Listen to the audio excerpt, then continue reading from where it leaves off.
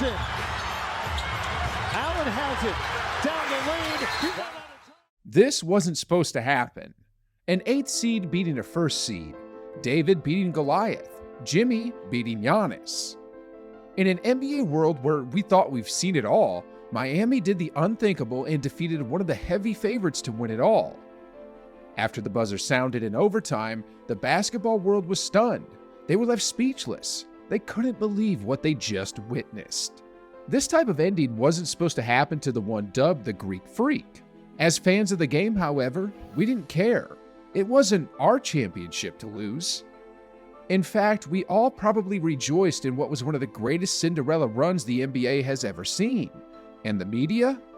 Well, they took the story and ran with it.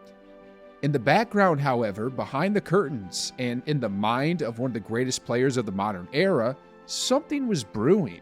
Whether or not he kept seeing Butler in his nightmares over the offseason, one thing was for sure: Giannis wasn't happy.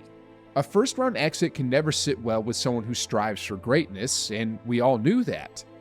How unhappy he was, however, wasn't completely known to us until this. On Thursday, the Bucks superstar telling the New York Times that he will not sign an extension with the team until he is confident they will continue to chase championships.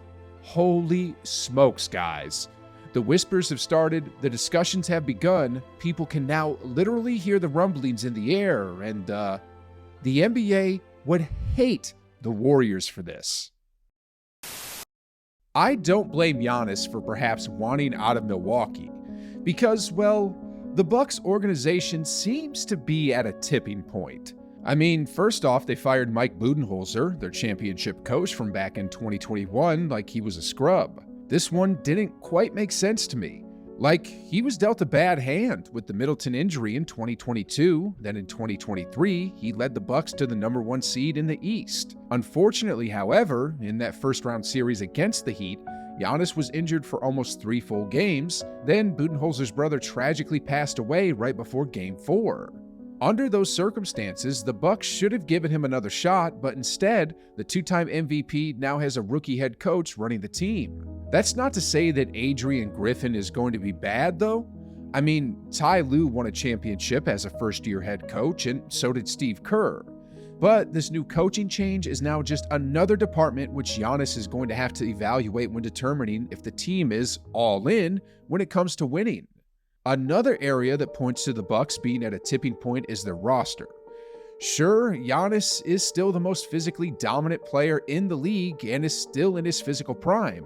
But how's the rest of the roster doing?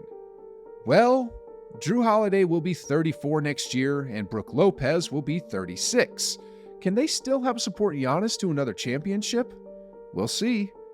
And what about Chris Middleton? Well, the co-star of the Bucks has been hit recently with injury bugs. He's coming off one of his worst statistical seasons ever, is now 32, and after that first-round series loss against the Heat, Middleton went through yet another surgical procedure. From Giannis's perspective, there's a lot of fragile pieces running this ship, and it only takes one to sink it all. Then, at the same time, the East is making upgrades. The Celtics, with Tatum and Brown, recently added their own unicorn in Kristaps Porzingis. The Miami Heat, on the other hand, if they land Dame time in a trade, will have their own big three with Butler, Adebayo, and Lillard. We'll see what happens with the 76ers and their recent implosion, but the Magic, the Cavaliers, and the Knicks? Many teams in the East are climbing up the ranks, and well, if Giannis doesn't feel his own organization is making the necessary moves to win, he literally just said he'll be taking his talents elsewhere, and that got me thinking. Hey, man. Then this also came to mind. Here's Curry with a high bounce pass. Giannis has never publicly stated this, but I'm sure he would love the opportunity to play with Steph Curry. That would be a match made in heaven, guys. But honestly speaking, Giannis coming to the Warriors would break the NBA, and the rest of the league wouldn't like it. I mean, if Giannis went to the Warriors, players would be even angrier than Evan Turner was when he went to rant about KD being with the Warriors. during a time. Like, that's like playing versus MJ, fool. Like, it still don't make no sense. It doesn't justify anything. And y'all won a lot of championship, but it was lame as Can you guys imagine how the overall NBA community would feel if Curry teamed up with Giannis? Sheesh, guys. They'd immediately become the best 1-2 punch in the NBA. The combination of outside shooting and interior dominance would rip apart whatever defenses teams threw at them. I mean, just look at the history of the league and what happened when a guard-center combo of 2 top 10 players got together. Kobe and Shaq had a three-peat, Duncan and Parker had multiple championships, and Jokic and Murray, well, they just completely obliterated every team they went up against in 2023. I know. Murray isn't a top 10 player, but he certainly plays like one in the playoffs. But anyway, Curry and Giannis would completely mop the floor with the NBA if they got together. I mean, I know Curry is now beyond the average prime age of a point guard, but he still managed to put up arguably one of the best seasons of his career statistically, while Giannis is still the most physically dominant player in the league. Then, alongside with Klay Thompson, the Warriors would absolutely cook teams on a nightly basis. Like with the way Giannis collapses defenses and gets his teammates open looks, the Splash Brothers would literally be having three-point contests between themselves every game. Anyway, the million-dollar question today is, how can this trade actually happen? Well, the first thing that would have to occur is for Giannis to want out. Like he said, if they aren't on the same page when it comes to winning, and if they're sort of just half contending, then he's going to look to take his talents elsewhere. One thing is for certain though, another first-round exit and the Bucks will implode. Now, next off, Giannis's contract ends after 2 more seasons, which is the end of the 2025 season. The Bucks probably won't wait until then, however. They'll probably have a talk with the 2021 Finals MVP after this upcoming year, and if they can't convince him to re-sign, then the best thing they could do for their franchise is to trade him for assets to rebuild, because it'd be pretty catastrophic for them to let him walk away for nothing.